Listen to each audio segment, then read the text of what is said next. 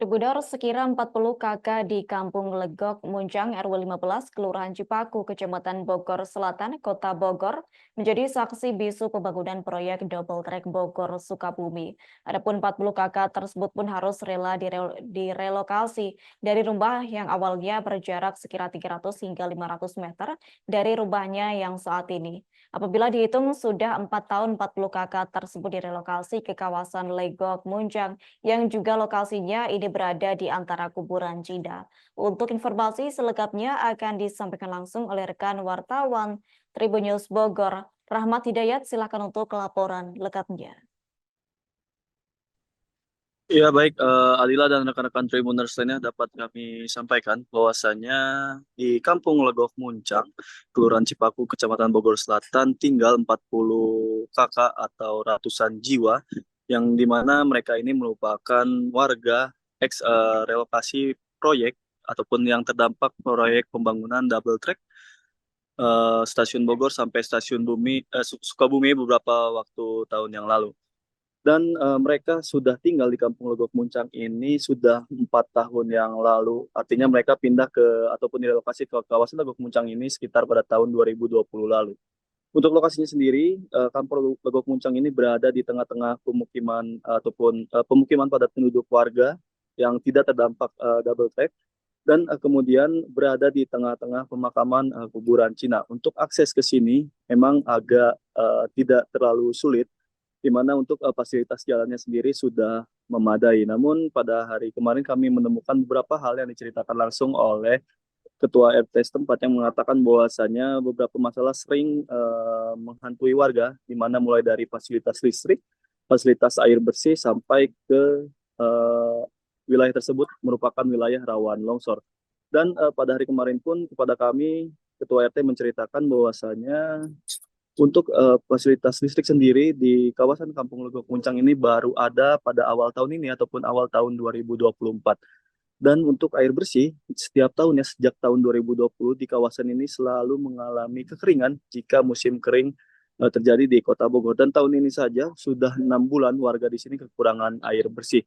Warga bergantung pada MCK yang luas, yang ukurannya tidak terlalu besar, dan mereka harus mengantri dengan warga lainnya, dan mereka pun harus berebut air bersih dengan warga lainnya. Dan meski begitu, beberapa bantuan sudah datang ke kawasan ini, terutama untuk fasilitas air bersih.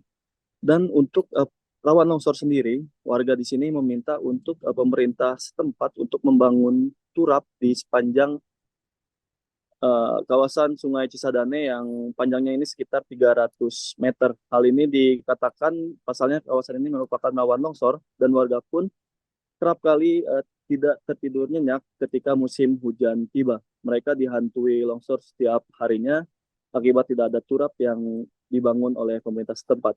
Dan beberapa waktu lalu pun di kawasan ini pernah terjadi longsor yang terjadi di bibir sungai Kali Cisadane. Dan di atas bibir sungai Cisadane ini ataupun berdiri rumah-rumah warga sebanyak 60 rumah, 40 kakak warga yang terdampak pembangunan double track beberapa tahun lalu. Begitu adalah laporan yang bisa kami sampaikan. Baik, terima kasih untuk informasi lengkapnya. Silakan bertugas kembali. Tribuners, wartawan kami telah menghimpun wawancara bersama Ketua RT setempat, yakni Syarif Hidayatullah. Berikut untuk tayangan. Awal tahun ini, kalau nggak salah. Listrik. Tahun ini. Listriknya kan dulu kita listrik kabel kecil Pak, dulu jadi hasil dari kita aja. Itu kan nggak standar lah, menurut saya nggak standar tuh. Ya kabel kecil dibagi untuk beberapa rumah, bahkan sampai ada yang lebih dari 10 rumah kabel kecil.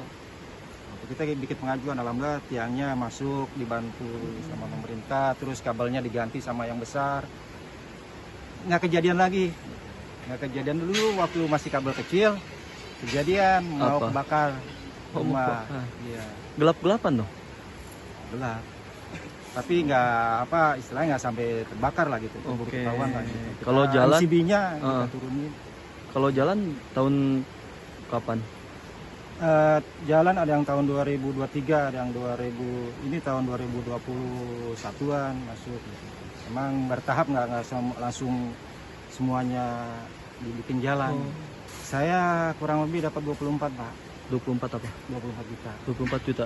Tiap kakak beda? Beda-beda, tergantung luas, terus usaha dipergunakan untuk usaha rumah itu beda lagi. Oh, kalau rumahnya dibangun oleh Mandiri Pak, masing-masing dari uang itu. dari uang itu. Kalau rumah yang sebelum direlokasi kebanyakan milik pribadi kah atau? Milik pribadi, cuman tanahnya tanah PJKA, Oke, berarti mereka cuma ganti bangunan aja ya? ganti bangunan. Tergantung umur sih Pak. Kalau umurnya di atas 30 rata-rata SD di atas 30, kalau di bawah 30 ada SMP, ada SMA. Download Tribun X sekarang, menghadirkan lokal menjadi Indonesia.